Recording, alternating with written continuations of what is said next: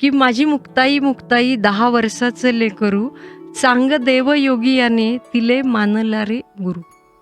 हे बहिणाबाई म्हणतात की त्याचं त्यांना अप्रूप आहे. आणि सगळं जे आहे ना की मुक्ताबाई कोण होत्या. बहिणाबाई चौधरी असं म्हणतात की देख ज्ञानियाच्या राजा आदिमाया पानवली. मुक्ताबाई ही आदिमाया आहे. आणि ही आदिमाया हीच एकनाथांनी त्यांचं वर्णन करताना त्यांना आदिमाया म्हटलंय. चोखोबांनी त्यांना आदिमाया म्हटलेलं आहे. हीच परंपरा बहिणाबाई सांगतात खानदेशातल्या जळगावातल्या कष्टकरी शेतातली बाई.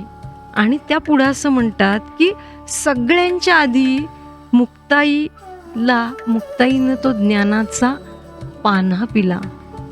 म्हणजे काय, तर मुक्ताईला तो माऊली भाव समजला. म्हणून मुक्ताईला कर्मयोग समजला. मुक्ताईला पोषण करता भक्तियोग समजला.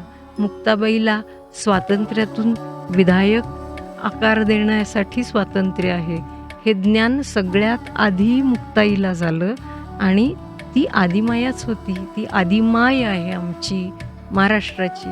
बहिणाबाई कवितेतून मांडतात.